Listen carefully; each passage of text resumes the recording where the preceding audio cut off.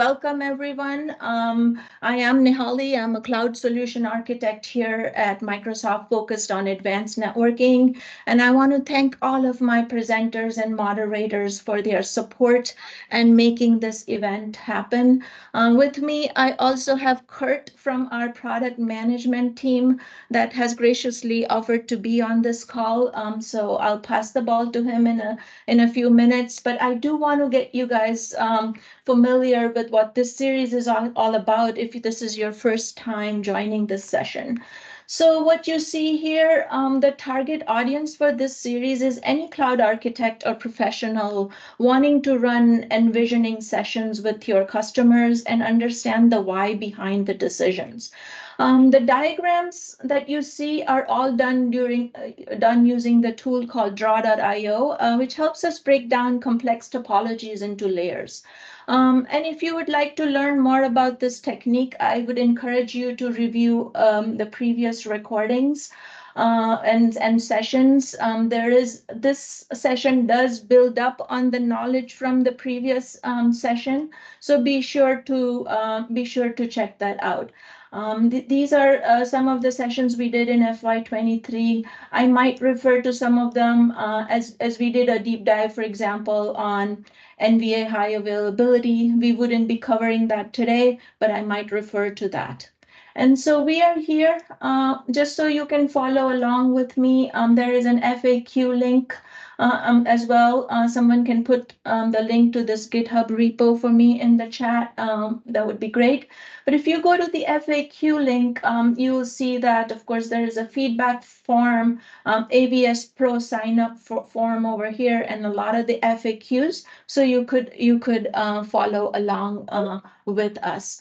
With that, I want to share, while I'm still in the browser, I do want to share all the documentation that we would refer to in this session is right here. It's also in the FAQ link. And this is the Azure documentation that talks about the various scenarios that we're going to go through. And then, of course, the dual region topologies are documented here. If somebody can put in those in the chat, that would be great. And then with that, I'm going to give a few minutes to Kurt to go over a little bit of background in Azure AVS networking, and then we'll deep dive into all of the scenarios. Kurt, welcome again, and thank you for your time. Great, thanks. Can you hear me? Yes, I can hear you. Yeah, Nahali asked me to step in, and I thought it'd be interesting to just talk for a bit and give a touch of background on networking related to AVS. A bit about myself. My name is Kurt Coco. I'm a principal program manager for Azure VMware Solution.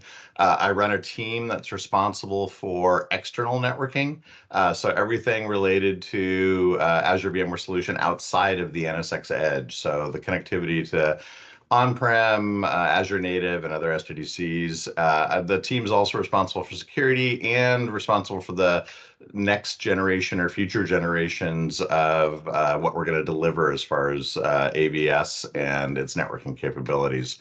I've got a background in networking. I have worked for Microsoft for 6.5 years now. Prior to that, I was out on the customer side, worked for some fairly large customers, running the networking for some fairly large VMware environments.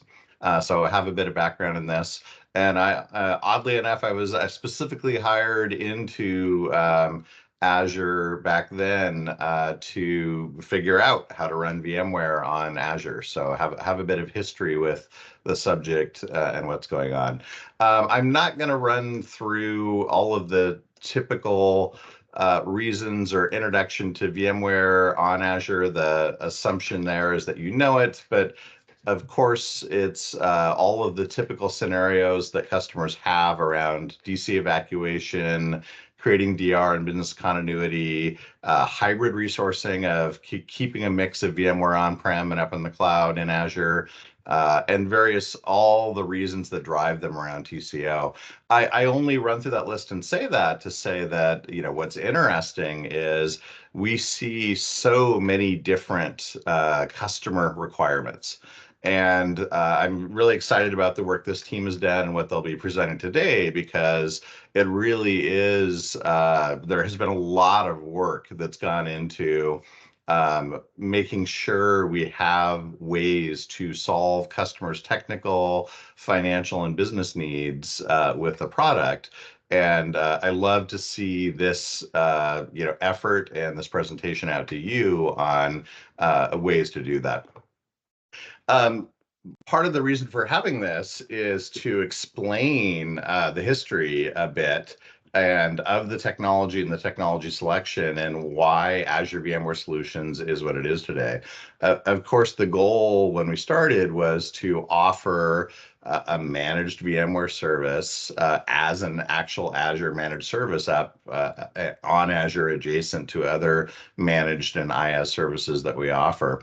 At the point in time that we needed to deliver the first version of Azure VMware Solution, we had some considerations around the technology maturity of certain SDN capabilities within Azure Native, and also some timing needs of how quickly we needed to get to market. And so that led to the selection of ExpressRoute as our a method of attaching Azure VMware Solution to the rest of Azure, and to provide it that external network connectivity that it needs to meet all the requirements. And it's interesting or good to understand that, in the sense that what we needed was a control plane capability to do CRUD operations, add, tear down. It needed to offer us multi-tenancy, because when we put capacity out, of course, it is shared between multiple tenants. We needed it to enable and allow connections to on-prem, connections to other Azure native services, and connections to other Azure VMware Solution SDDCs in the same region or other regions. And so what's interesting to note that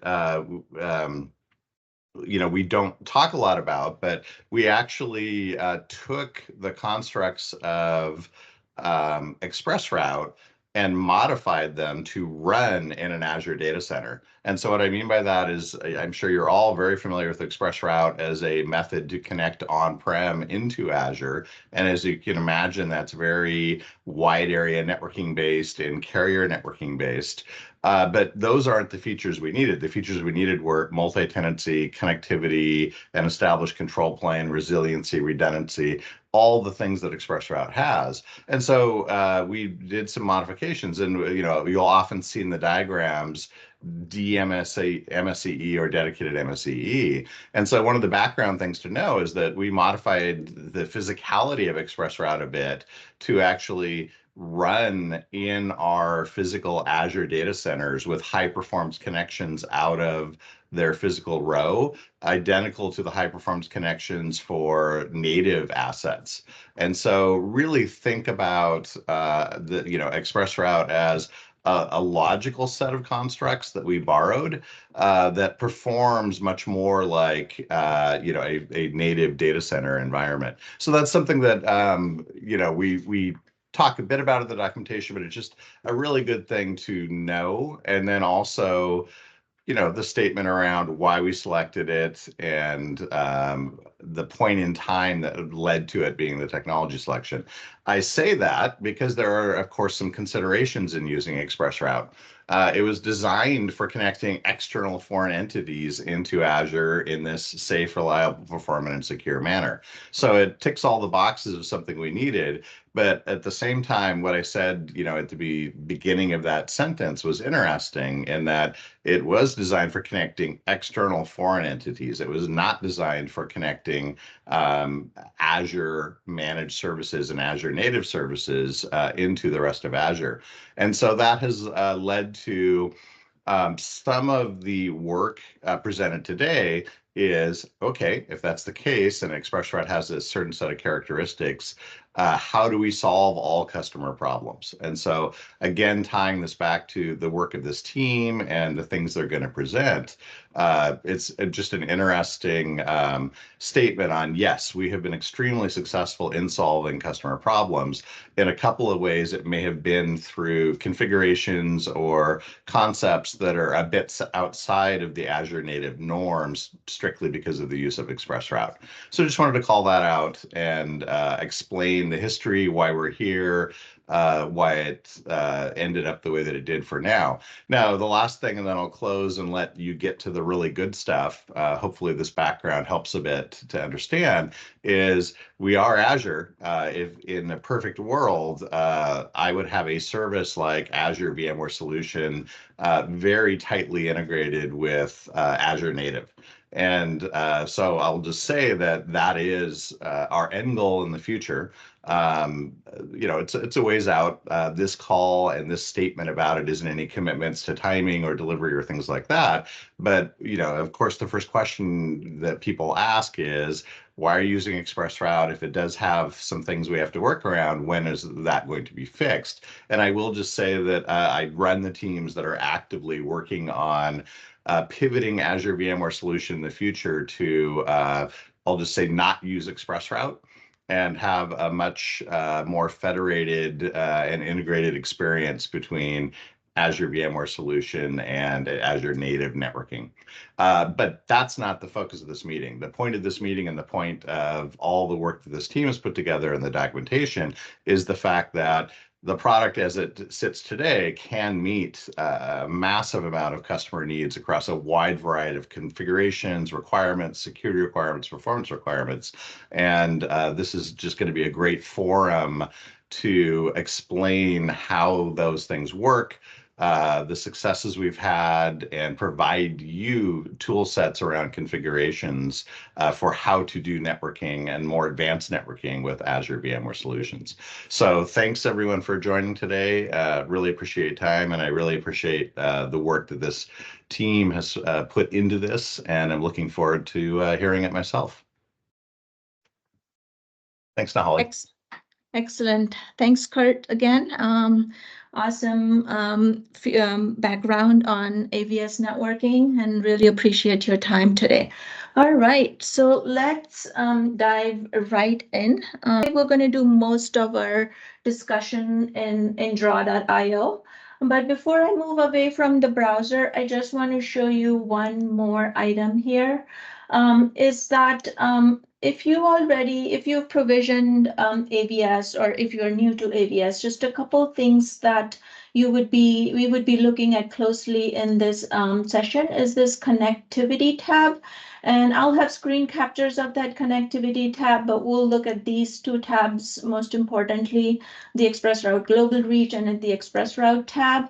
And then we'll deep dive into these internet connectivity options. There are three different options over here, and I'll go into the details of all of them. And then, this overview screen kind of gives it away. When you first provision AVS, you would need a /20 to block that's not overlapping with any of your networks. And this is just required for management. Okay, so with that knowledge, let's dive into the scenarios. So I'm going to maximize my screen over here. Can everyone see my screen okay here? I'll just make it a little bit bigger here. Yes, looks good. Thank you. You just make sure it's at an optimal. 35% is good. Yeah. All right. So here, what you see on my screen is a classic hybrid cloud architecture. So what you see in the blue box is an existing hub VNET, and you have some sort of on-prem data center that is connected using ExpressRoute. You may have a site-to-site connected branch, which is the yellow box over here, right? So there is no AVS in the mix here, but we could add AVS, which is not yet connected to Azure. So before we dive deep into each of these options, I want to give you a big picture of how does one think about AVS networking, right? So what I've done, and this is a little bit busy, but I'll break it down for you. How does one think about networking in AVS? What are some of the considerations? It is no different than the considerations that you would do, for example, in any other networking areas. But think of it from. I'll highlight a few important things. Is if you do have a hybrid architecture with on-prem, think about IP address planning. If you're coming from on-prem data center, you're used to having one device kind of doing firewalling, netting, VPNing. When you're in the cloud, when you come to AVS, think about decoupling some of those into some specific services. Also think about native controls versus NVA. NVA here means network virtual appliance, like a Cisco or Apollo. So when you bring in a third-party appliance, you want to think about high availability for those. And of course, sometimes the design decision depends on the skill sets as well. We're going to focus a lot on flows today, ingress versus egress. That a lot of the design decisions you would see, vary based on what our egress and ingress requirements are. And then, of course, think about DNS, DHCP infrastructure, and then how you would connect to Azure PaaS service, right? This is all in our documentation, but this is how, at a high level, you would want to think about the different networking services in AVS. Now, this again is a little busy slide. I will unhide and bring it back again so that the purpose of this scenarios is that you can see all of the scenarios at once, and then we will deep dive. Now, something common, so these are the 5 scenarios we're going to cover. Something common between all of this is where the traffic inspection happens. So let's look at number 1 real quick at a high level. Number 1 is where you would do force tunneling, and you have 2 ones over here because you would have ExpressRoute kind of connecting this, and you'd be filtering, force tunneling it to your on-prem and filtering on-prem. Then number 2, you would be using inspection in vWAN. You can notice over here it's vWAN. Again, all these scenarios are based on where the traffic inspection is happening. Number 3, the traffic inspection happens within AVS, this bottom blue box being AVS. Number 4, inspection happens in Azure using a third-party appliance. And number 5 is the transit VNET design. Okay, so with this knowledge, we will deep dive into each one of these scenarios. So let's go into number 1. So number 1 is, remember, we don't have AVS yet. We just deployed AVS. Now, how do we connect AVS to our on-prem data center or to Azure? So the first thing that you would do is you would already have this connectivity from your data center to a spoke in Azure or a hub and spoke architecture in Azure. Now, how do we connect AVS to this data center? There are a couple different ways to do this, but in this option, and remember the option number is up at the top. In this option, we fire up global reach. We connect using global reach, and the flow would look something like this. The moment we connect them using global reach, the pink flow will start working. Okay, and then we would also see that, let me hide this other flow. We would also see that this orange flow starts to work.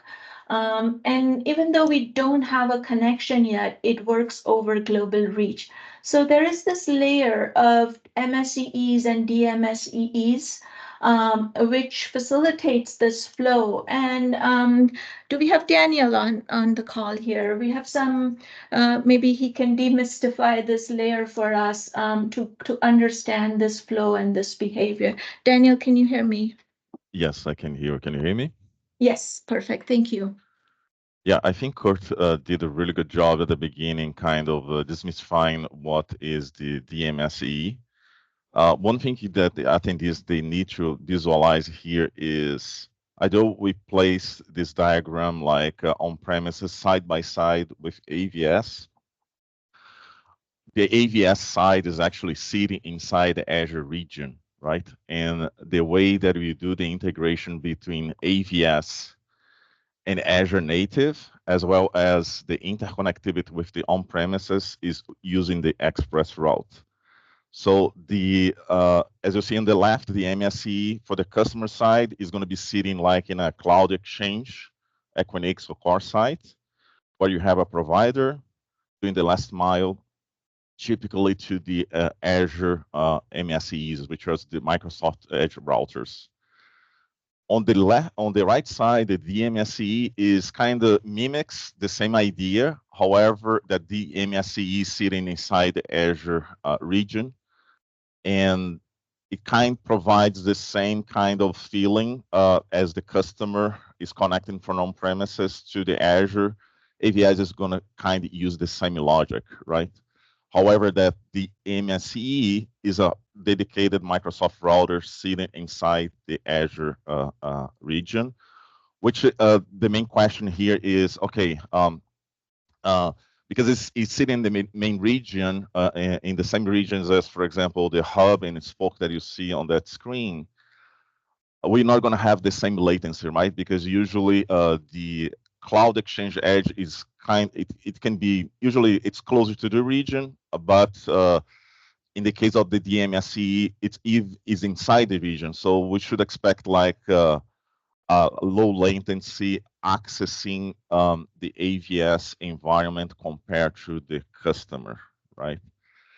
And the other aspect here that's important, as you explained, the way that we leverage the global reach, which is this line between the express routes, is to facilitate the customer on-premises to reach AVS. As Nehali has explained, just the fact that you're creating this global reach allows you to have the flow from on-premise to AVS, but the origin flow that you see coming from the spoke one towards AVS also is going to work over the global reach. But I think we're going to go to the next step, and but obviously there is some implications on that orange flow, because what's going to happen is the traffic is going all the way to the Cloud Exchange Edge, where we have my ExpressRoute towards the provider and customer, and we have a way to minimize that latency by connecting the AVS directly to the ExpressRoute gateway. And I think this is going to be the next animation, correct, Nehali? If you bring the connectivity between the AVS and the... Yes, correct. That's the next animation. Yeah, exactly. So so in that case, we complete like the optimized flow, which means now with the connection to, we are linking the AVS directly to the hub, and now all my traffic from Azure is going to go over the connection towards AVS, which is going to be the optimum in terms of latency. And the connectivity, obviously, from hub still going over the connection one to on-premises, and on-premises is going to leverage always the global reach. I just a side note of global reach, why we use global reach, because the global reach is the proper way to do ExpressRoute to ExpressRoute transit. Initially, the technology was created to obviously to do on-premise to on-premises using the Microsoft backbone as a transit. But in this picture here, we use global reach to reach AVS. Another consideration here from that some customers they ask is, from a cost perspective, there is any like a cost I'm getting this global reach to AVS? No, because we set up the global reach on the AVS side. So that cost is going to be included on the AVS pricing. So you should not be concerned about the global reach compared to the regular use of on-premise to on-premises. In this case, on-premises to AVS, that cost is going to be absorbed by AVS. Back to you, Nehali. Excellent. Thank you, Daniel. So a couple of different things here, like Daniel mentioned, if we do have the second connection, we get these green flows, which are more optimal flows. Jason on the call. Jason, you had some field experiences that you would like to share here. Anything else you would like to add, Jason? Actually, just building on what Daniel was mentioning, the MSCE and VMSCE, that's essentially just in under the hood, that's an IBGP neighbor. And between the MSCE and the gateway, the ExpressRoute gateway, that's an EBGP neighbor. So, and anything else, your ExpressRoute gateway to your route server, that's going to be all IBGP. That's all platform managed. So essentially, that's essentially what it looks like under the hood. Excellent. Thank you. Thank you, Jason.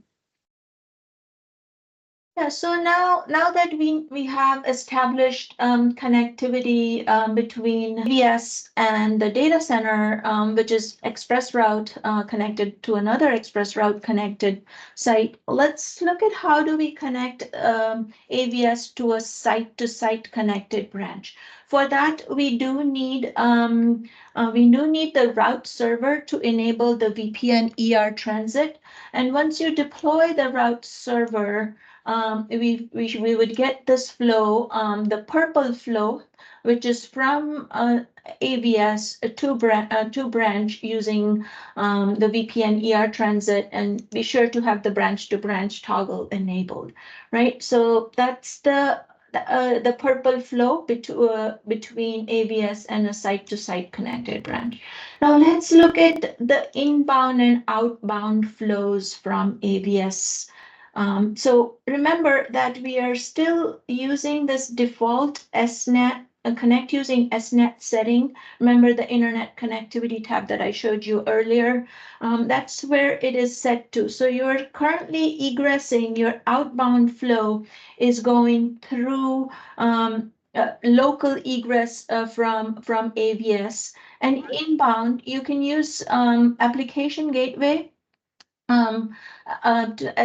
for your inbound connection, and your backend could be servers in AVS. Now there is another variation to this design where you can force tunnel all of your traffic from AVS to your through your on-prem data center. So the way you would do that is you still need to toggle this to accept the default route from on-prem. So let's look at this flow here. So what happens is you would advertise default route from on-prem, and now your AVS egress, this purple line, is now egressing through your on-prem data center. So your traffic inspection in this scenario is happening on your on-prem firewall. Again, the inbound can continue to work through the application gateway.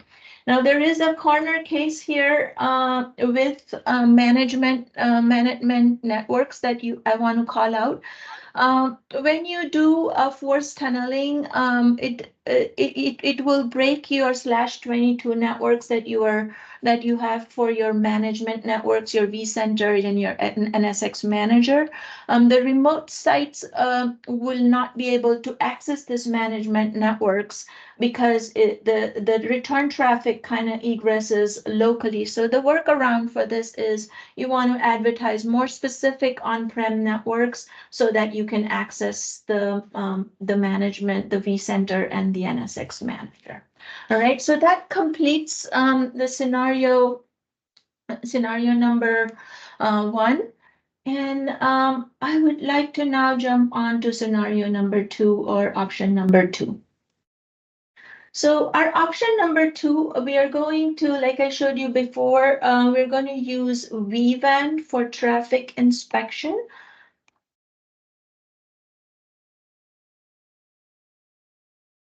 Now, few things to call out over here. Any scenario that you see here, I would have a matching scenario from our Azure documentation, and if you click on it, it will take you right there. So this is the secured vWAN hub scenario from our documentation. And then every time I will put the option up at the top here, and the toggle that you need, if you're accepting default route from Azure, then you want to make sure that that one is set up correctly. So the use case for this design is that, remember in the previous design, we did traffic inspection on-prem. The use case for this design is that there are two use cases. You want to do traffic inspection using this secured. I notice I just brought in the firewall, so it turns it into a secured vWAN hub. Is that you want to use the secured vWAN hub to do your traffic inspection, and there are scenarios where there is no global reach. Right, you don't have global reach to connect your AVS to the headquarter or another ExpressRoute connected branch, like we saw earlier. You don't have that. Then how do you inspect all of this traffic using the secured vWAN hub? Well, we turn on what is called the routing intent feature. We turn off global reach. We turn on the routing intent feature that facilitates this purple flow. So now from AVS, it would funnel through the centralized firewall.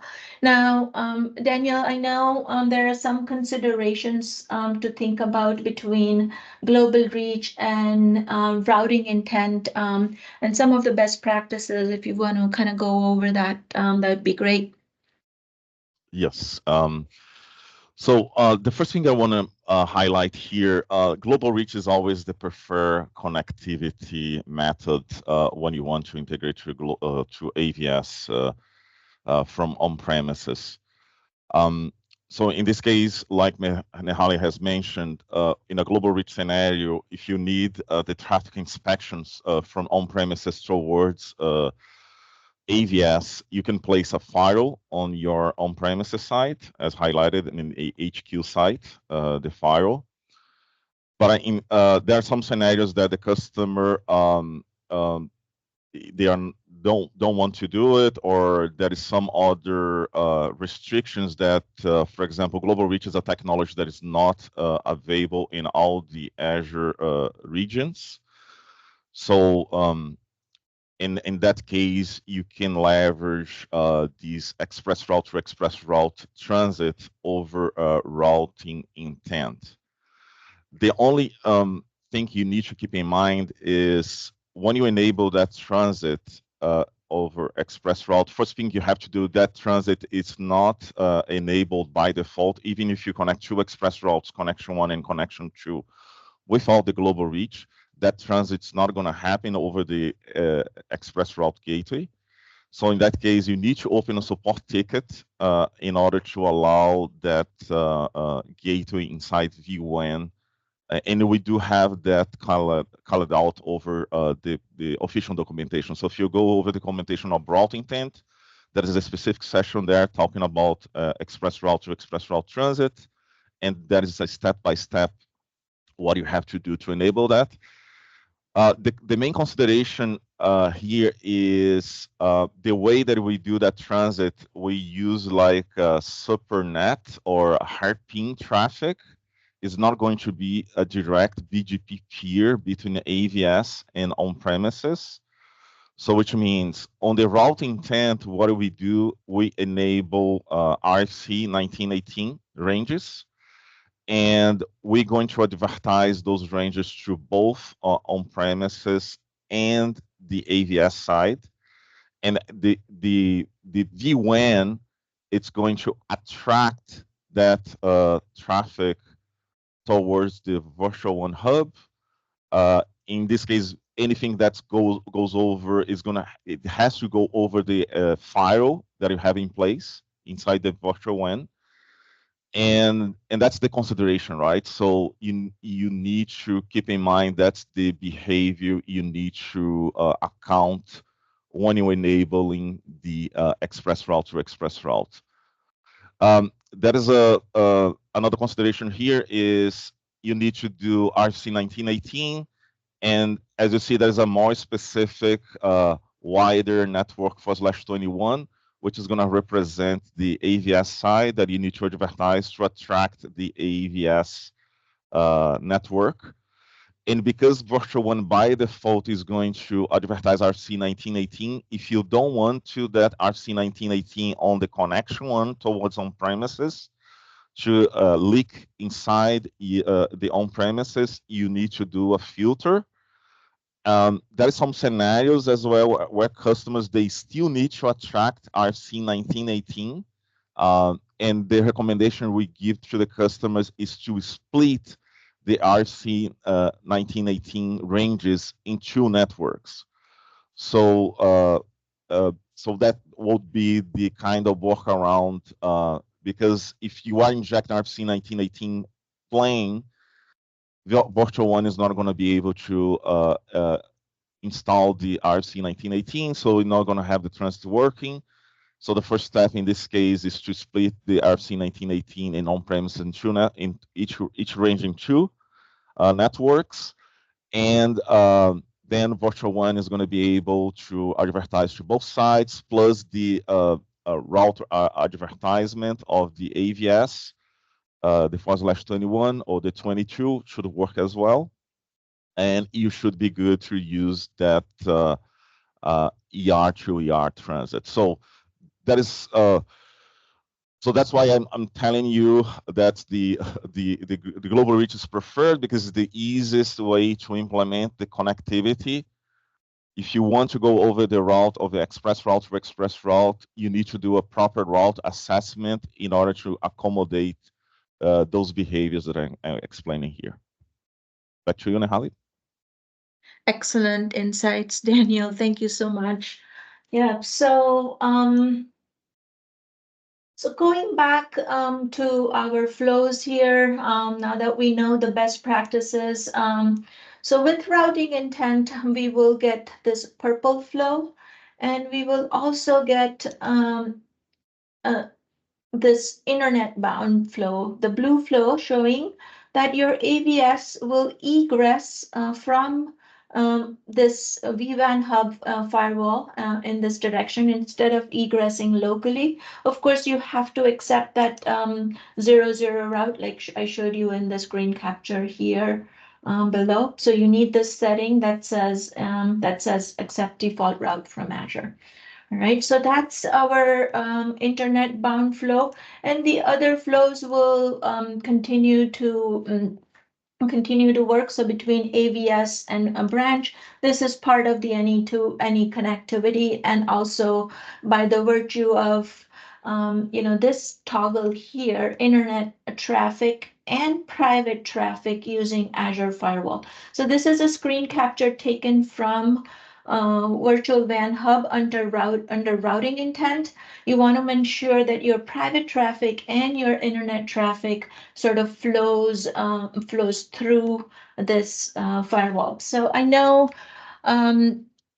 Maze, you had some comment on the routing intent behavior that you've seen with your customers. Are you on, Maze? Yes, I'm here. Do you hear me? Yes, perfect. Okay, perfect. Thank you, Nihali. So yeah, I just want to say great tips that you shared here, Daniel, about global reach and the alternatives, and also Nihali.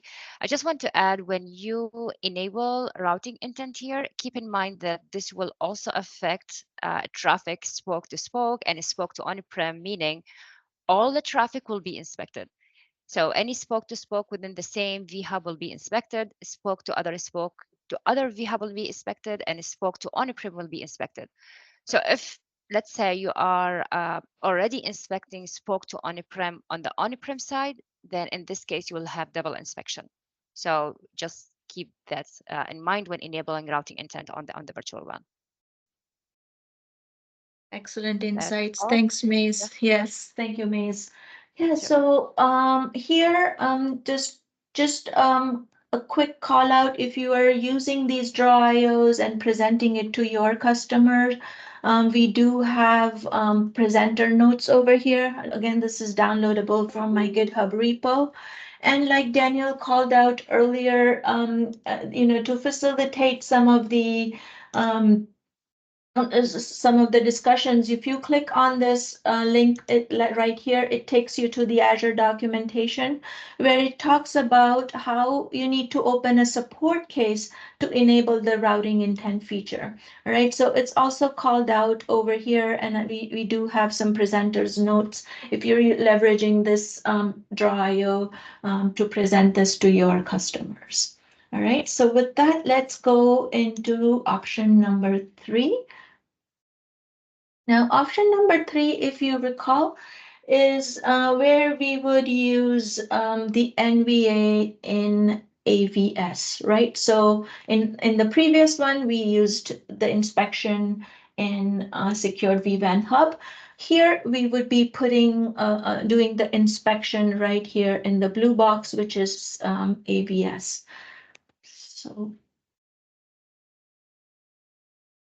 So let's do a little recap of how does the routing inside AVS work. So we do have tier 0 and tier 1. Think of them as routers. You do have the ability to make changes on tier 1.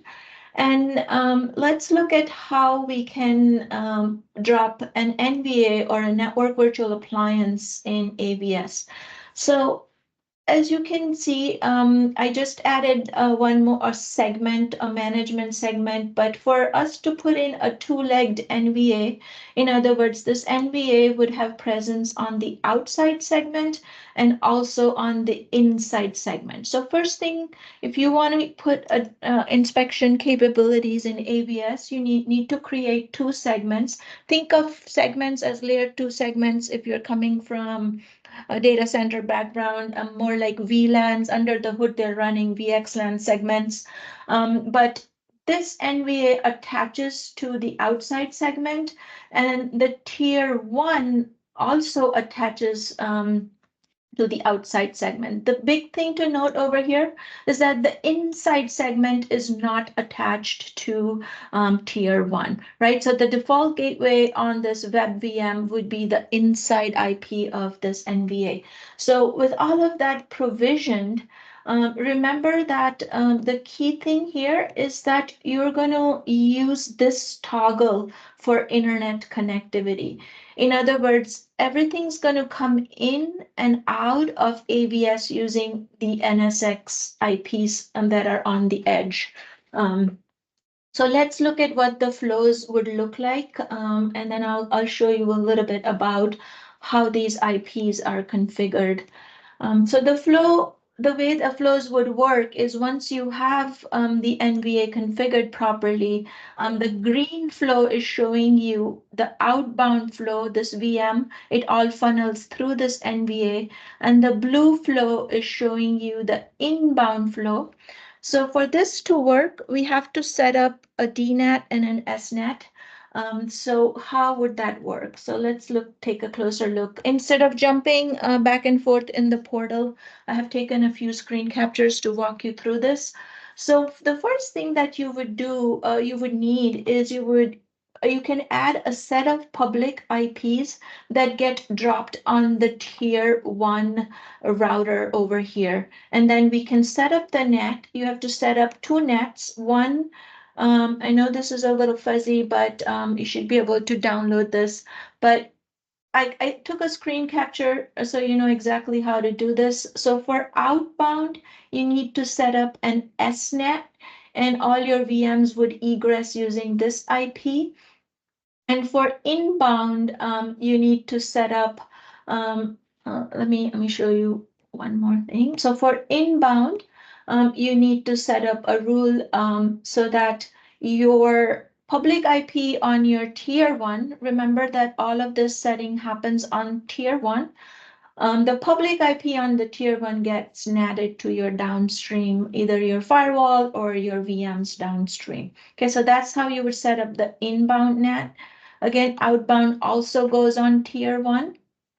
And I want to call out, I ran into this the first time I set up this NET, was when you set up the DNET and SNET rule to facilitate this traffic, we will break this traffic. In other words, we will not be able to go from AVS to the data center or from AVS to Azure. So what you need to do is you need to set up a no-net for this orange and pink flows to work. And I have put the exact way how to do the no-net in here. And remember to put the priority on it as well. All right. So that's how, if you are familiar, if you've done NSX and you want, if your team has the expertise to put the NVA in AVS, this is the way you could design it. Of course, anytime you do NVAs, be sure to have the high availability in considerations, making sure that this is not a single point of failure on your network, and also preserving the flow symmetry becomes important. So making sure that the default gateway for both bidirectional traffic points correctly. And so with that, there are some best practices for AVS that I would like to call out. So I'm going to hand it over to Jason, who's going to talk about best practices for DHCP servers and DNS. Again, all bets are off if DNS and DHCP is not configured correctly in our AVS setup. So over to you, Jason. Thank you, Howard. Can you hear me better? Little muffled still, but yes. Can you speak up just a tad bit, Jason? Yeah, I can speak up a little more. Let me know yes, if you hear me better perfect. now. Yeah. Okay. All right. So yeah, overall, when it comes to DHCP, DNS, and Active Directory, what we want to make sure is for best practices, we always host that in the hub in VNET. But overall, before we get there are some things we want to consider with DNS. DNS can be split into two different subjects here. So there's AVS workload DNS. You always want to point those DNS to your DNS servers that are in the VNET and Azure. And then you have your management components, such as vCenter DNS. That's a separate change that's done within the Azure portal itself. And you would also point that into the hub as well, to your hub DNS inside of Azure. So that's typically when it comes to best practices. You want to make sure that at least you can, although you can host DNS inside of AVS, we typically recommend for best practices to host that inside of Azure. Now, when it comes to DHCP, there are some certain scenarios that you can support. Now, you can have DHCP per a DHCP server per segment, as Nahali shows here at the bottom. And you can also have a gateway DHCP server on your tier 1 to host as a DHCP server for all your segments that are connected to that tier 1. Or, as we most commonly see, is a DHCP relay. So the relay would be done at the tier 1 level and pointing up to your DHCP server that is hosted up at the Azure VMware.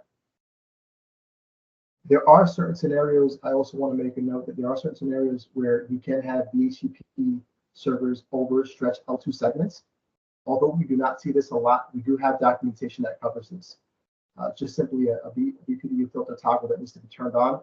But our documentation follows very well.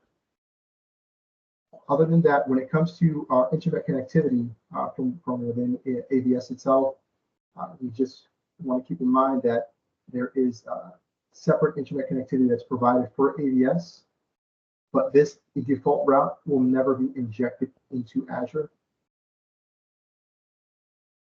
And you will need to have a separate internet connectivity that is hosted just for Azure itself. So If that makes sense, back to the Excellent. And then a little bit maybe if you want to talk just a little bit about third-party load balancers, if you, from a placement Sure. perspective. I know Yeah, you've so done a blog overall- about it as well.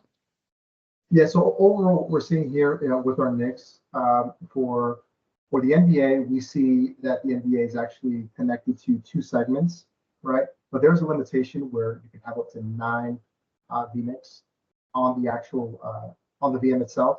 So to get around this, there's another approach that we can take. We do have documentation on this enterprise scale for AVS GitHub, where you can go ahead and have just one segment, and then you have tier 1s underneath each and every segment. So you have a lot more scalability with that approach as well.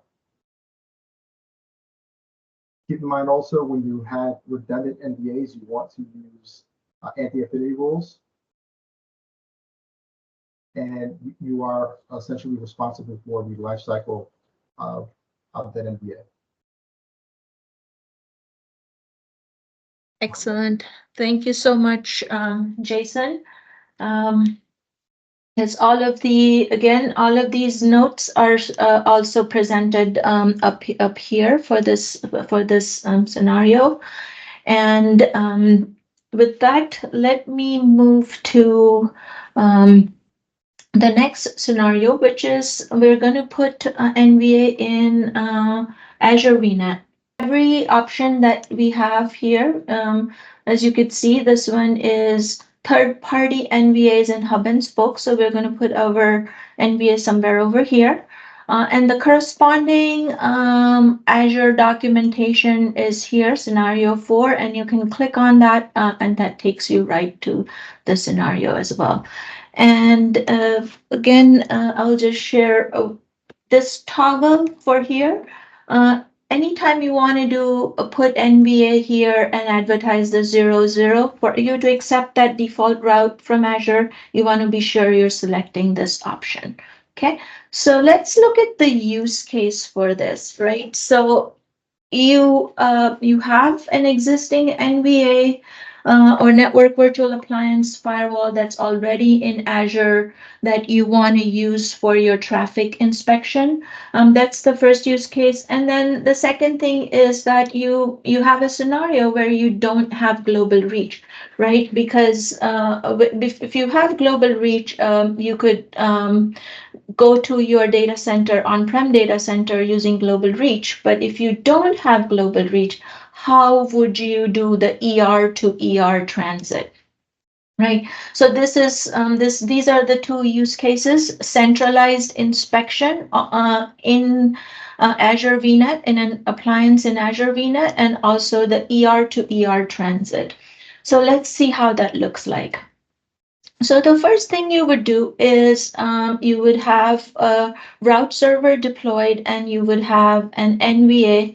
Again, high availability for NVA is a whole separate topic. We've done a full session on it last year. So be sure to check that out in here. We're only showing a single NVA. And so then this NVA would pair with the Azure route server. So again, when you have NVA, flow symmetry becomes very, very important. Not so much for north-south, but we'll get into it when we do the east-west traffic. So the north-south in this diagram is AVS going out to the internet through this appliance. So for that to work, you have to advertise the 00 route through the NVA. AVS will accept it depending on this toggle, and that influences this orange flow. You may or may not want to accept quad 0 on your on-prem. You would need to filter that as well when you advertise this. Now, I was working with a customer where we had this corner case, so I've documented it here. Is remember that the Azure firewall by itself does not advertise quad 0 route. So if you want your traffic from AVS to be inspected by Azure Firewall, you can use this BGP NVA to advertise 00 with the next hop of AZFW. So you're essentially, you are using this NVA just as the BGP NVA, and that influences this orange path to go through the native Azure Firewall. Just a small corner case from a placement perspective, very similar to the NVA. Now, first time I did this behavior where you want to attract all of the traffic now from on-prem, from AVS to on-prem. So two ER to ER, two ExpressRoute connected branches, kind of funneling all of that traffic through the NVA. Remember the use case that we don't have global reach, right? So we don't have global reach. So how do you attract this traffic all the way to the NVA? So the way to do this is, of course, to preserve the flow symmetry. You do need gateway subnet UDRs. And Daniel has written an amazing blog about this 10/8 advertisement to attract all of that traffic and some caveats with that. So I'm going to turn it over to Daniel.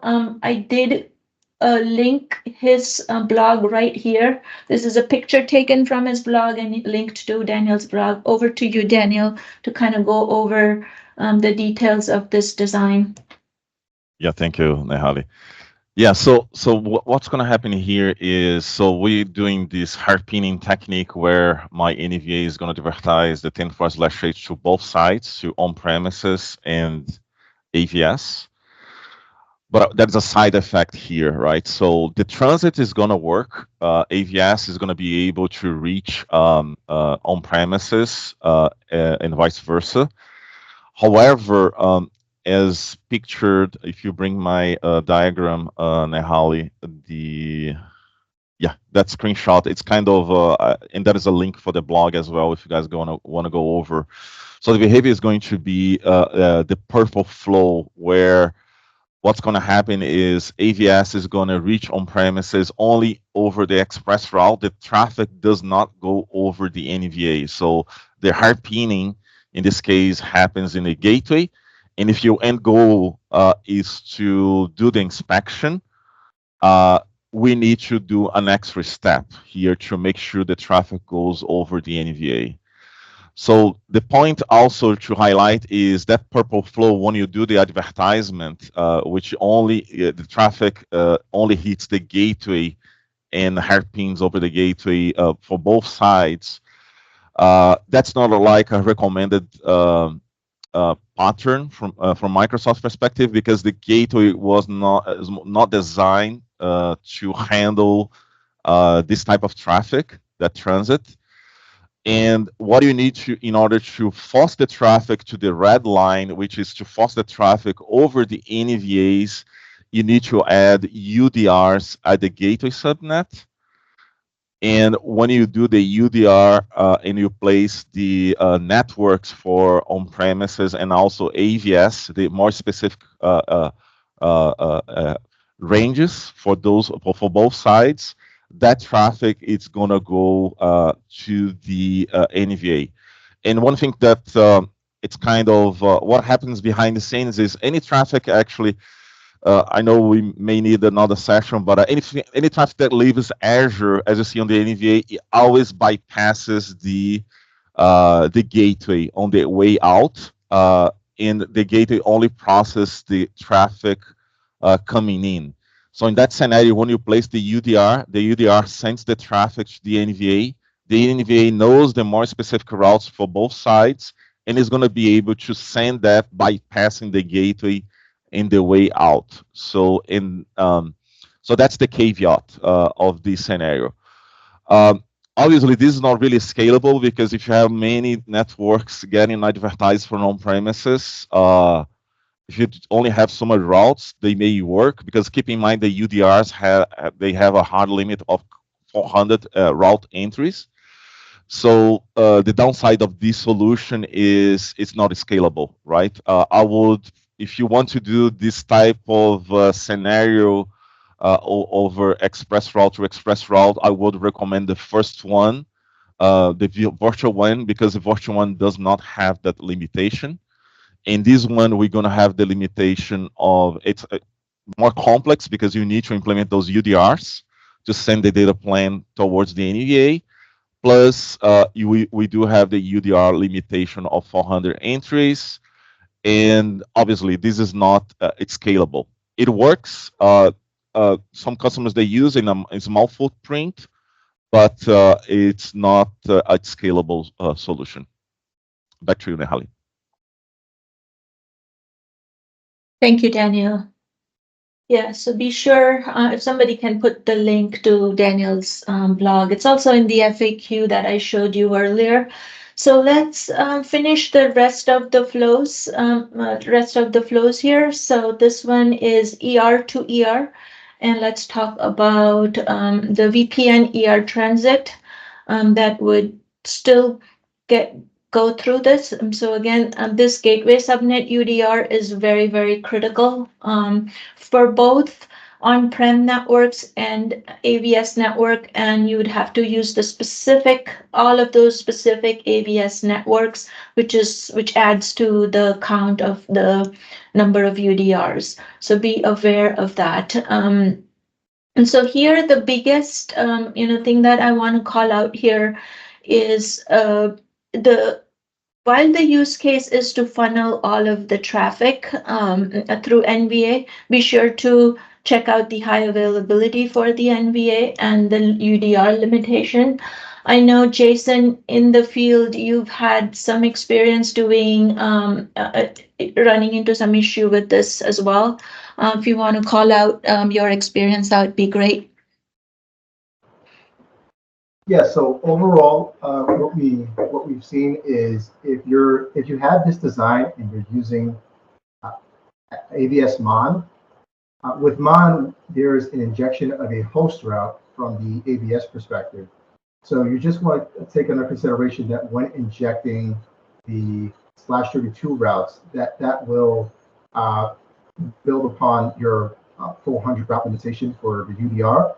So just keep that in mind if you're using HCX MON. Excellent. Thank you, Jason. Yeah, so this sort of sets the stage for the next design. But like Daniel mentioned before, that because of this limitation, using vWAN with routing intent is a better option. Like I mentioned, all of these options are in the increasing order of complexity, and that brings us to our transit VNET design, which is, I would call that a legacy design as well. And what it does is, again, this design was initially built up to get around the limitation with the UDR limitation with the 400 routes that I mentioned before. So what we did, again, this design is not compatible with global reach. So you cannot connect this directly to this hub VNet like we showed you earlier. So what we do is we insert this extra VNet, we call it the transit VNet. And then the way this is designed to work is you would have two NVAs. One is a router or a BGP NVA, and this is this is where the inspection happens, the traffic inspection happens. And there are a couple of different variations floating around that you would see. There is one where you can peer, in this one, you're peering this NVA with the route server. You can also peer this NVA to NVA. There's subtle variation of it. Last year, I did a design with establishing an IPsec tunnel or VXLAN tunnel between these two NVAs and peering them over that. So this is the most, I would say, most complex design because your NVAs have to support VXLAN, and but it will help you with that limitation. So for this discussion, we're going to use the design that is documented in our Azure documentation here. A link is also kind of over here. So now, how does the traffic flow in here? So instead of advertising or creating a route table for those specific AVS networks, what we will do is we will advertise a summary route this way, and then the route table, the gateway subnet route table would only need the summary route. So that's the high level of this design. Again, this is not very common, but I did want to call that out. And so what that does is it influences this flow, this orange flow, and it goes through this NVA. Of course, this is the inspecting NVA. Be sure that there are some consideration with single NIC versus dual NIC in this design. You will need dual NICs versus the one with the VXLAN. You can, because it's tunneled traffic, you can get away with single NIC. So be sure to be aware of that, those limitations. There is a blog that's written by Jason. Jason, if you want to quickly go over this, there's a caveat. Do have a link to Jason's blog over here, but over to you, Jason, for that caveat. Yeah, essentially, when you have an NVA paired with two route servers, the route server is using AS65515, and there, as of right now, today, there is no way to customize that or change that. So essentially, what happens is when those routes get advertised up to the NVA is going to go ahead and advertise those routes back down to the route server, and the route server is going to drop it. And this is normal because this is an eBGP loop prevention mechanism.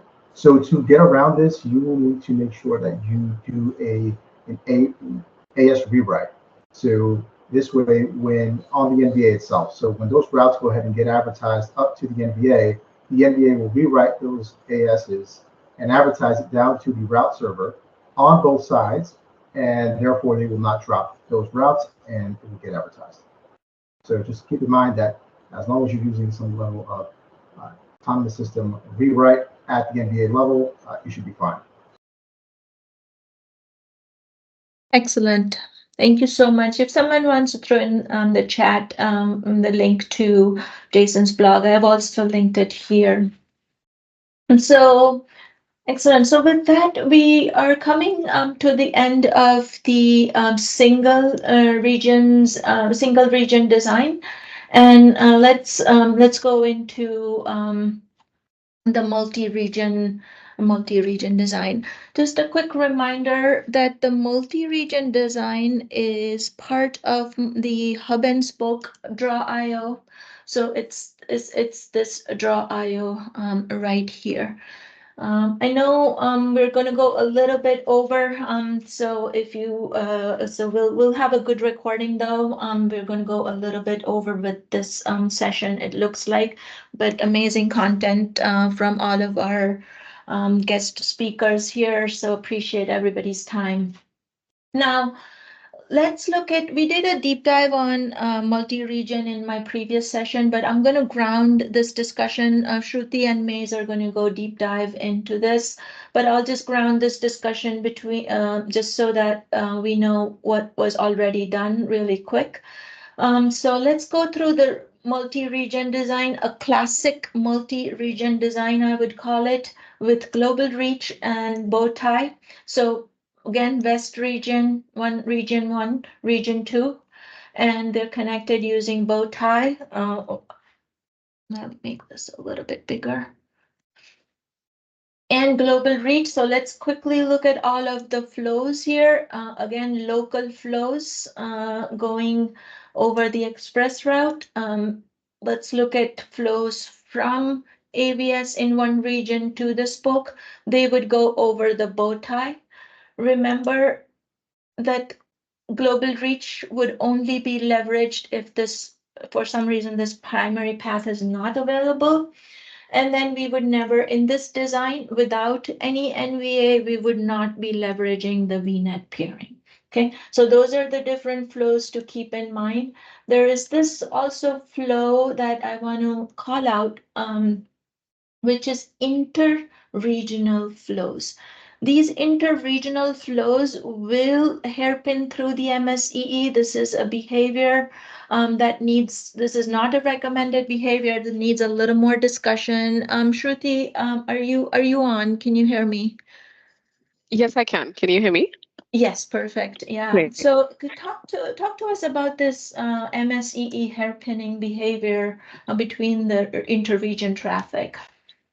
Yes. So what happens as soon as you do a bow tie or you link a single circuit to two gateways, all your spoke routes, for example, in this case, spoke 1, spoke 2, and spoke 3, spoke 4, these prefixes are learned over ExpressRoute. So spoke 2 will learn spoke 3 and spoke 4 prefixes over ExpressRoute. Uh, Similarly, spoke 3 will learn spoke 1, spoke 2.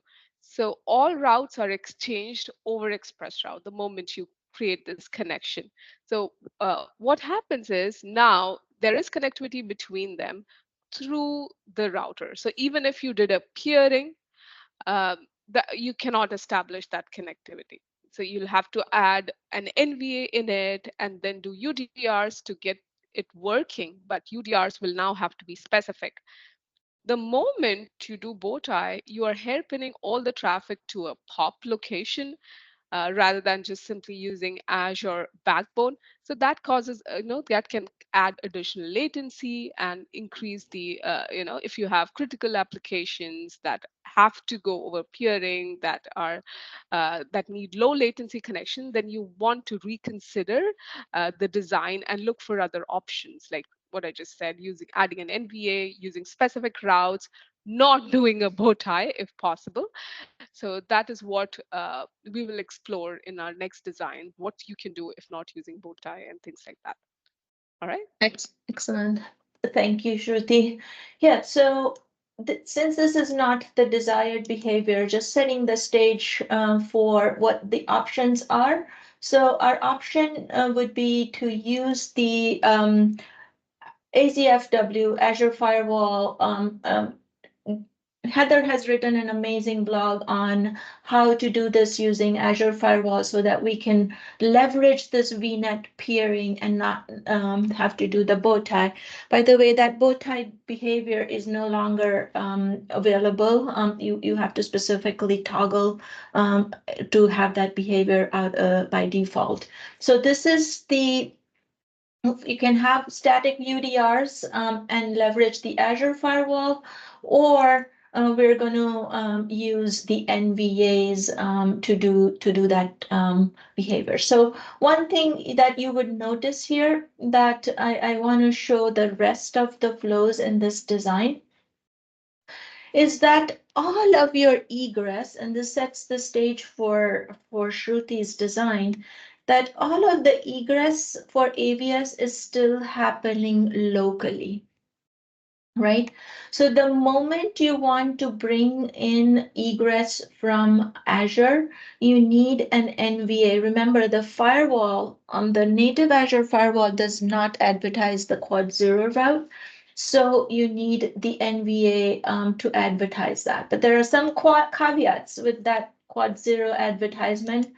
And that's the foundation for Shruti's scenario. Shruti, would you want to share your screen and run us through that scenario, please? Yes. Just give me a minute. Okay.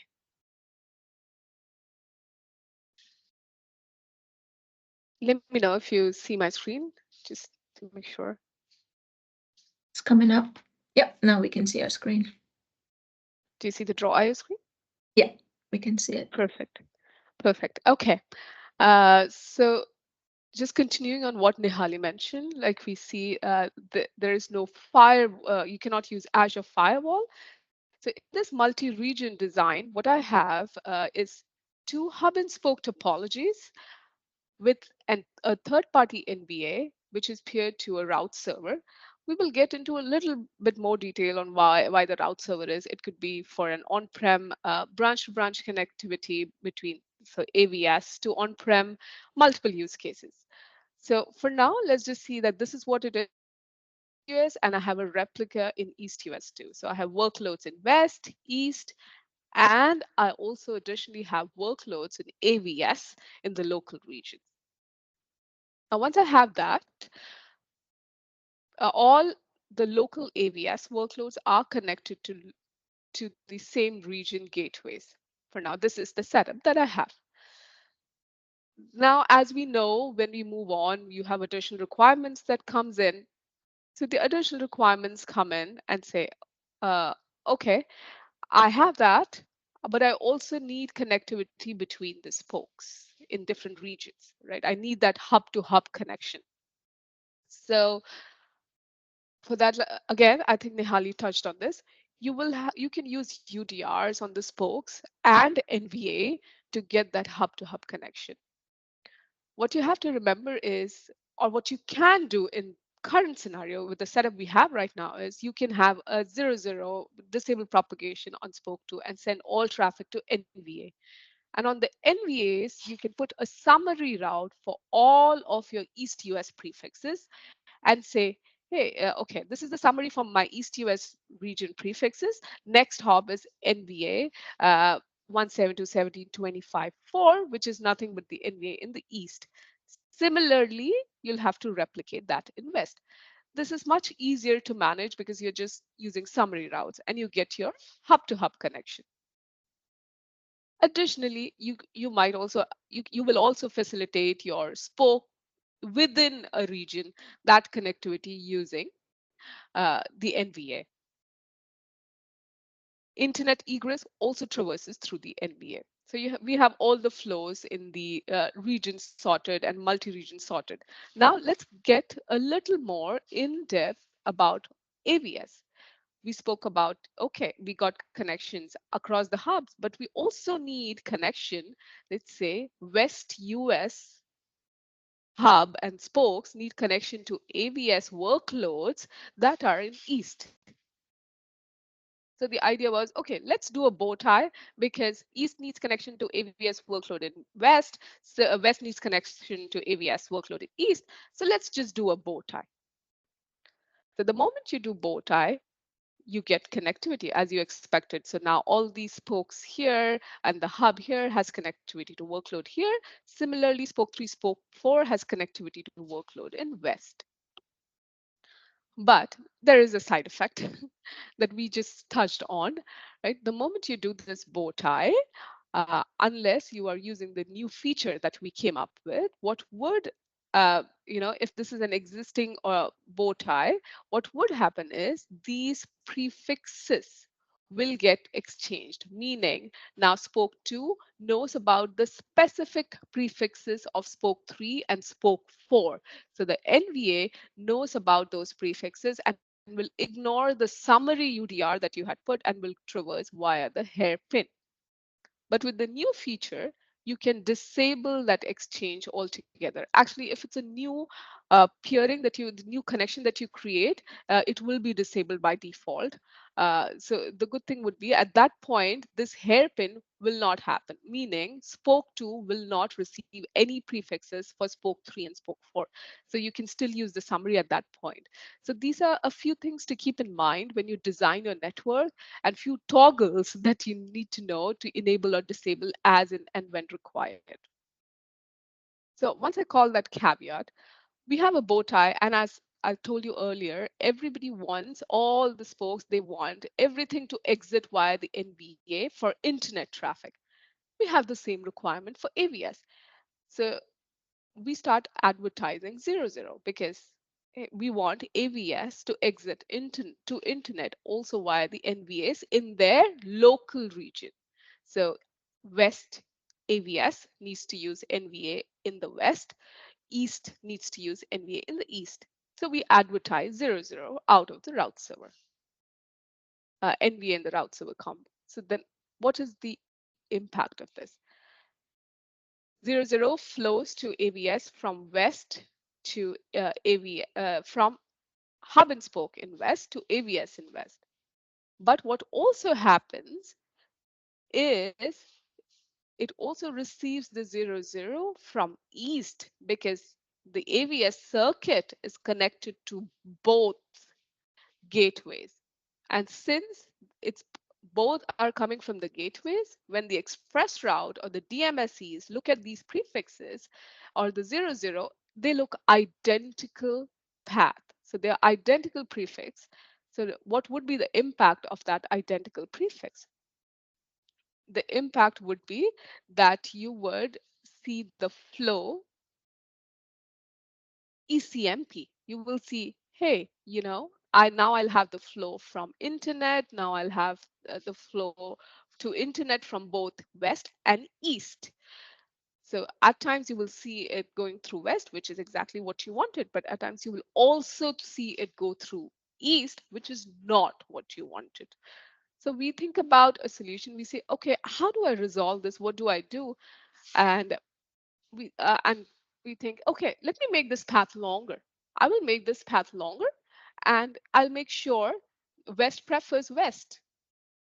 So let's see what would be the impact of that. The impact when you do the prepend would be, okay, as you did the prepend, you made this path way longer and you fixed your west connection for internet forever, meaning this will always exit through west. That's perfect. But in turn, what you broke is east. East will now always route internet traffic through west because when you do a prepend here, the prepend not only affects the connection towards the AVS in east, but it will AVS in west, but it will also affect your connection towards AVS in east. So now east always sees the local 00 as a longer path compared to the one that is coming from west. So now what do we do next? So we see this is not an optimal solution. This is not what we want. We don't want to have, to break one side to fix the other. Well, in that case, what we do is let's go to our ultimate solution. So here, what we do is we utilize the global reach between the two AVSs. We have AVS in east and AVS in west connected to each other via global reach. We continue to advertise and we remove the bow ties and we continue to advertise 00. Let's talk about now what will happen when you remove the bow tie, when you advertise 00. Let's talk from west perspective. West US circuit will still receive the 00 from the gateway and via the global reach.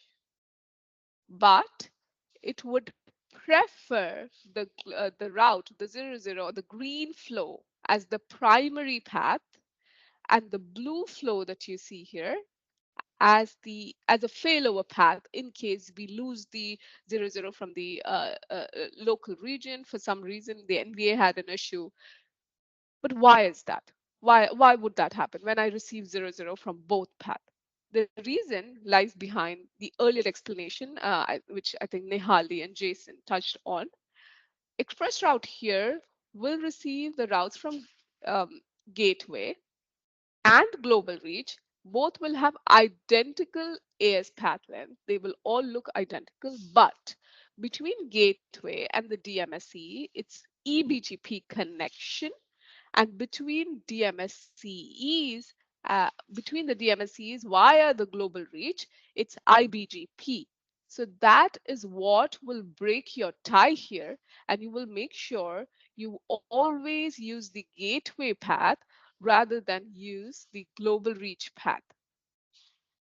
So this fixes our flow for the connection to internet. Similar, and there is no side effect because AVS on east will also prefer the local over the one that is coming from global reach.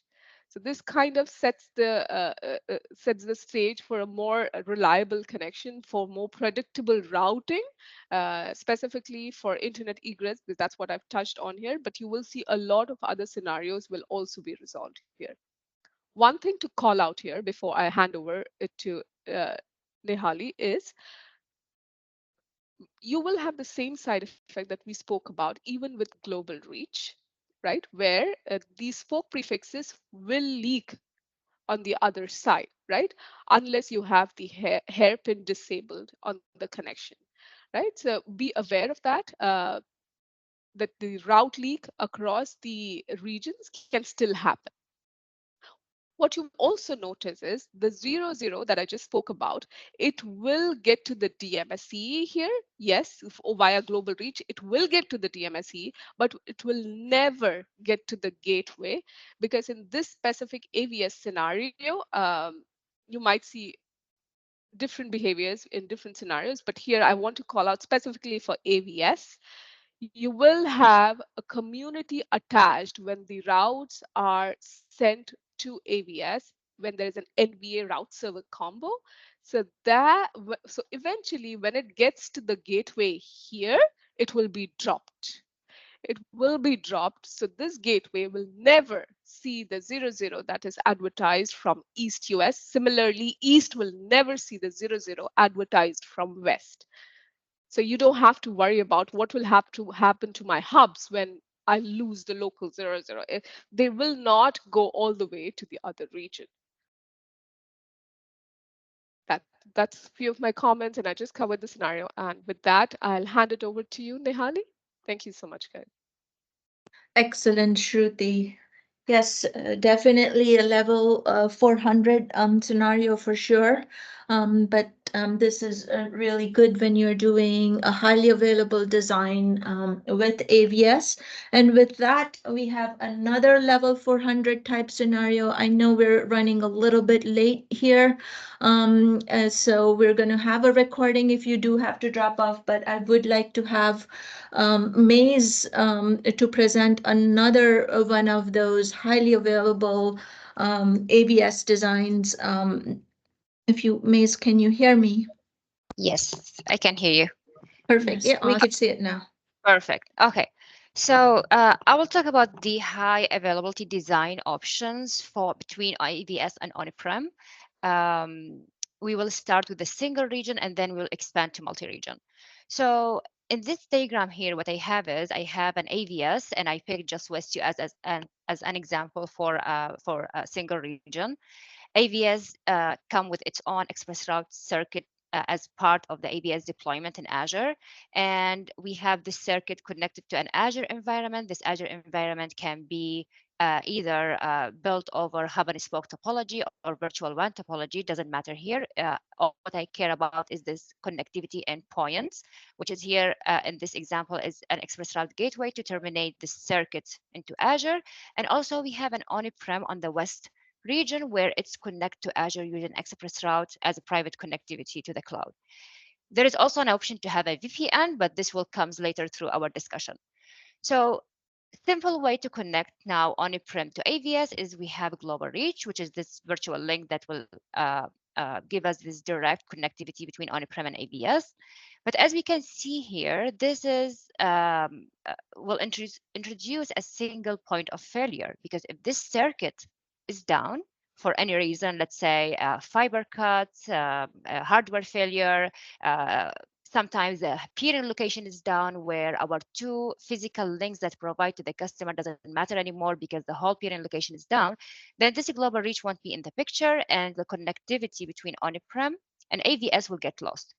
So what are the options we have to achieve high availability in case of my main link is down? First option, and maybe is the easiest option, is to utilize VPN. With VPN, and if we are talking about the native solution here, you can build a tunnel between on-prem to Azure VPN gateway, and you will need to use an Azure Route server if you are talking about the hub and spoke topology, because Azure Route server here will help and exchange the route between the gateways, between the VPN gateway and the ExpressRoute gateway. Otherwise, each gateway will have its own routes and won't exchange them. And the ExpressRoute gateway will be learning the AVS route and send it to the VPN through the ARS. So the traffic flow will be, okay, AVS need to talk to on-prem.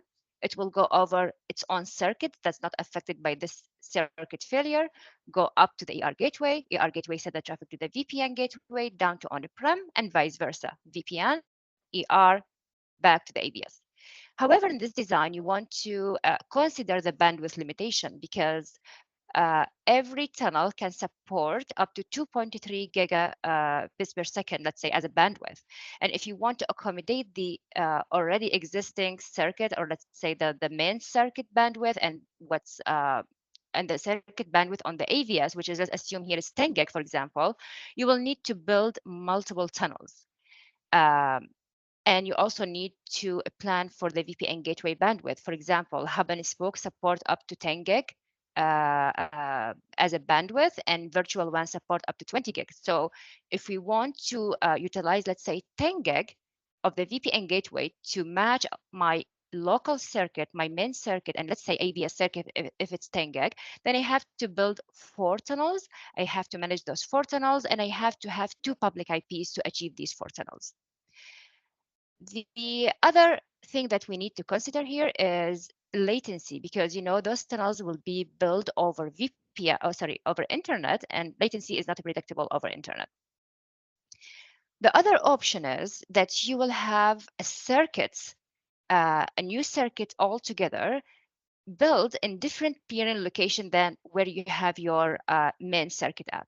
You can use this circuit as an ECMP.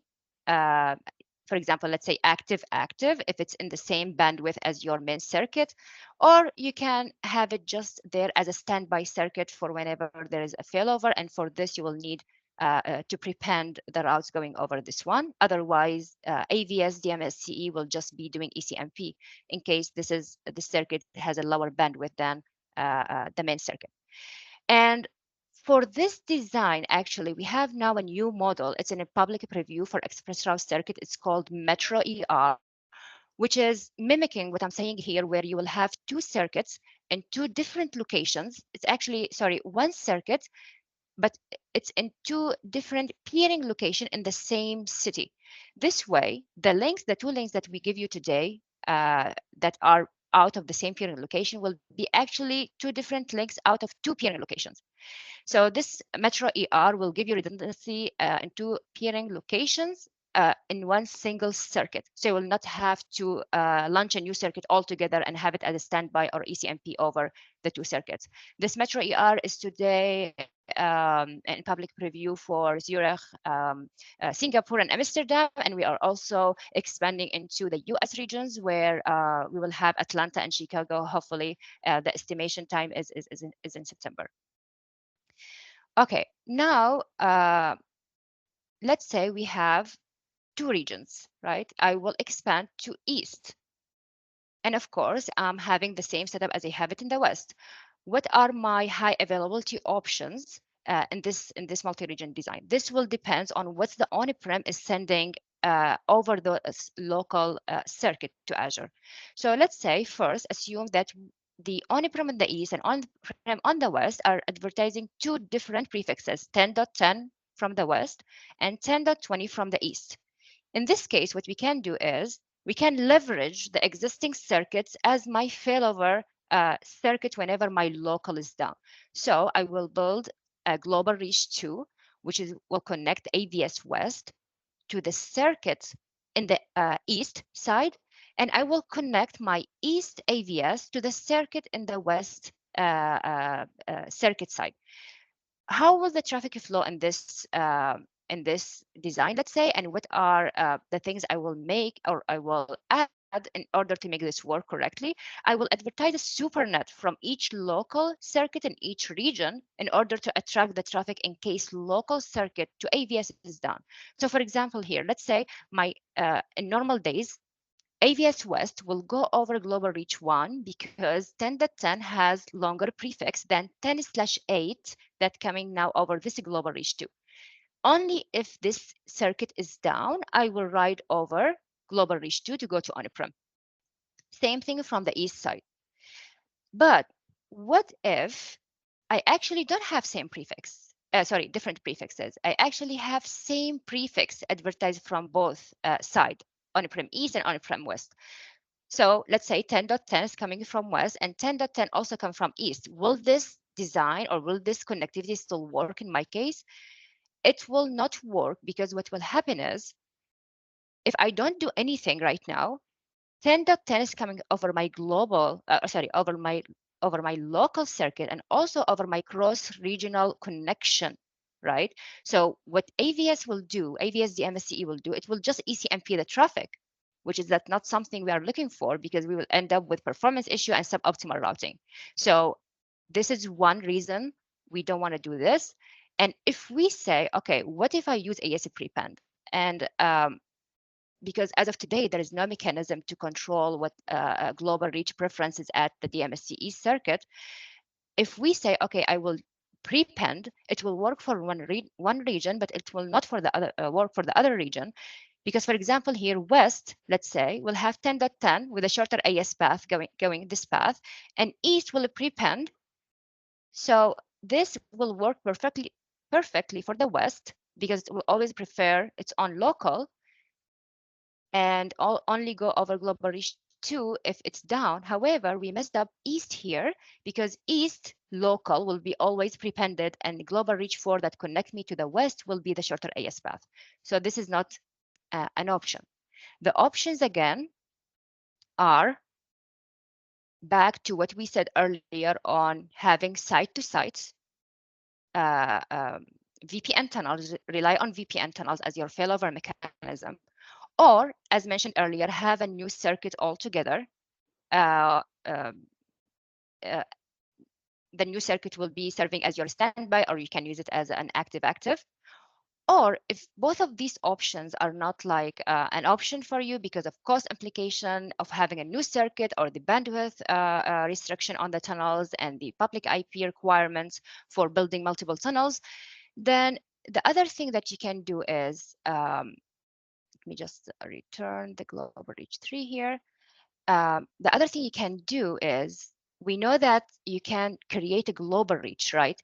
In case your AVS is working as an active scenario, meaning you are using them actively on both sides, then what you can do, if your local circuit is down, have your script ready to automate creating the global reach link to the other circuit once your local circuit is down.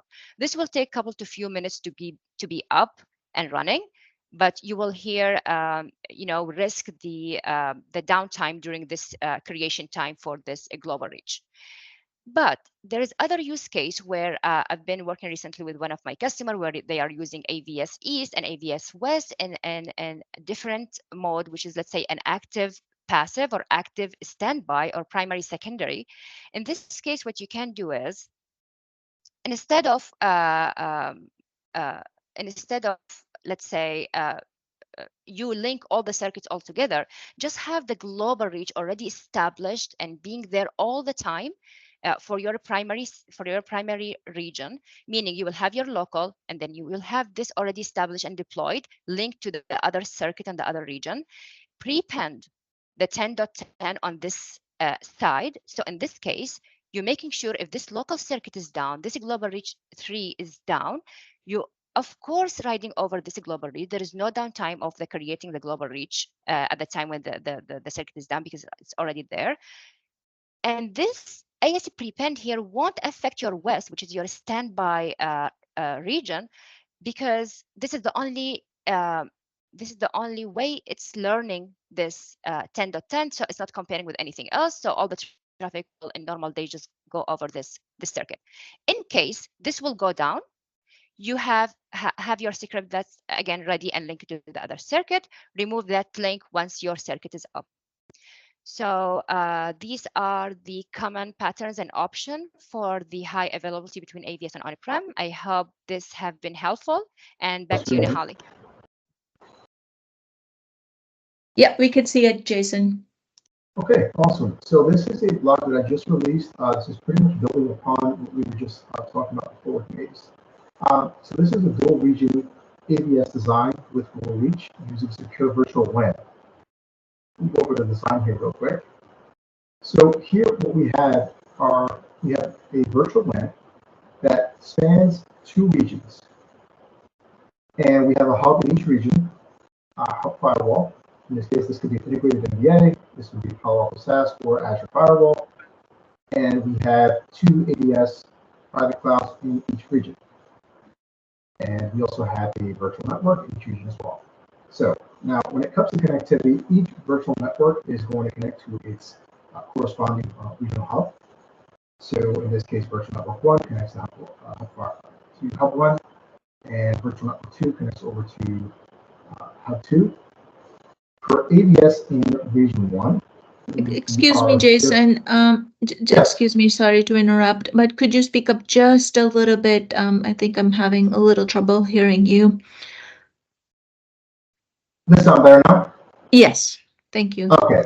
All right. So yeah. So for the Azure VMware solution, we're not going to bow tie. We're just going to connect. For example, private cloud 1 is going to be directly connected to its regional hub. So it's just going to be hub 1, and private cloud 2 is also going to be connected, as you see on D. So both AVS solutions are just connected via one connection. They're also connected back via global reach to their on-premises location. So that's in this case for private cloud 1, we see global reach A, which is the connectivity back to on-premises, and global reach B, which is the connectivity back to on-premises for private cloud region 2. And for connectivity between both clouds, we have our global reach C, which is right here. You can see that both are connected via global reach. And there will be a both side connection for on-premises, which you can see here for connection E, which is connected to both hubs. Now we're going to go ahead and talk about traffic flow from a Azure VMware Solution perspective. Right? So we're going to talk about what gets inspected and what does not get inspected. So now, in this case, if we look at the Azure VMware Solution for Private Cloud 1, traffic going for Flow 1, which is traffic from going directly up to Virtual 1 within the same region itself, this is going to get inspected by Hub Firewall right here. Now, if we look at Flow 2, traffic going over global reach. So this is going to be traffic going from Azure VMware Solution to on-premises. This traffic bypasses the firewall. So if you want to go ahead and inspect this traffic, you're either going to have to use NSX or you're going to have to use on-premises firewall to go ahead and inspect this traffic. Now, traffic, we look at Flow 3 right here. This is traffic going from Azure VMware Solution Private Cloud 1 up to Virtual Network 2, which is cross-region. This will go over Global Reach C and get inspected at Hub Firewall 2. As well as the traffic flow from Private Cloud 2, also on, if you look at Flow 5, this is cross-regional as well. That's going to go ahead and go over Global Reach C, get inspected at Hub Firewall 1. And 6, you'll see, is the direct connectivity pretty much within the region from AVS Cloud 2 to Virtual Network 2 that gets inspected at Hub 2 Firewall.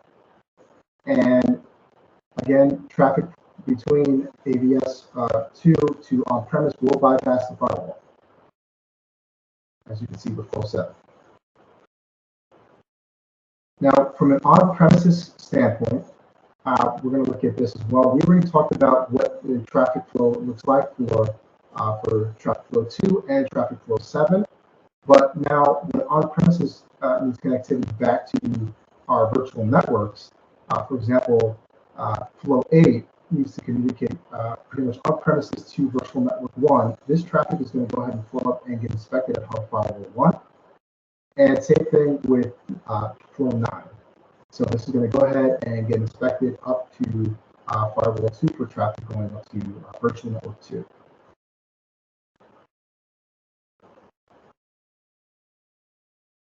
Now, from a virtual network perspective, what we're looking at here is we just spoke about connectivity 1. So now we'll go ahead and we talk about 8 as well. So now what we're looking at is 5. Sorry, not 5. We're looking at 10. So traffic between the Virtual Network 1 and Virtual Network 2. I want to mention that this does have routing intent enabled. So traffic will go ahead and get inspected at Hub Firewall 1, over to Hub Firewall, over the inner hub, over to Hub Firewall 2, and then make it to its destination on Virtual Network 2. Same thing vice versa.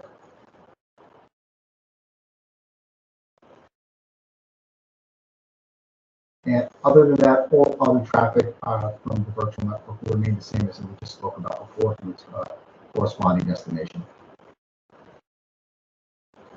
Now, we're going to go ahead and speak about internet connectivity. With internet connectivity, there are ways to provide internet connectivity with AVS. In this option, as we spoke about earlier, we're going to be doing option 1, which is an internet service hosted in Azure. So what this is going to do right now, with routing intent, we're going to go ahead and advertise the default route, and we'll talk about it from a virtual network perspective. So for virtual network 1 is going to use flow 15 for internet connectivity. So its local internet breakout is going to be held on firewall. Traffic will never go ahead and leak over from virtual network 1 over the inner hub to Hub Firewall 2. That is not supported, and the default route would not get advertised over the internet hub. So same thing for virtual network 2. Traffic flow will take flow 16 up to the Hub Firewall 2 on up to the internet. Now, as you notice down here, the hubs will go ahead and advertise down to the default route over connection D, and it will be received on AVS as well. So now what happens is AVS is going to take this flow up to flow 11. So if you look at cloud region 1, it'll go ahead and take up the flow to the hub firewall region, and its local internet breakout will be its regional hub. So this will be flow 11 for internet, and flow 12 will be for private cloud region 2 up to hub firewall, hub 2 firewall, up to the internet. Now, keep in mind that with this, being that we have global reach, we do have the availability to have internet redundancy for regional internet redundancy for AVS.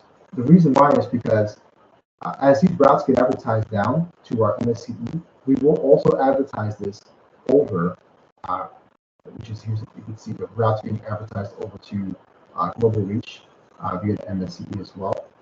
So that route does get leaked over, but the MSCE is always going to choose the preferred route, which is the local right here, which is our eBGP, over the backup route, which is our iBGP. So eBGP over iBGP is going to be preferred. So what does this mean?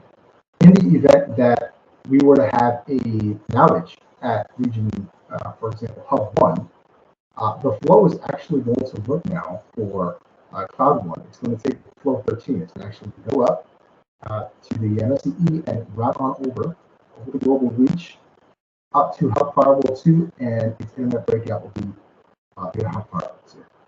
Same thing goes for if we were to have an outage at Hub Firewall 2 or the Hub 2 level.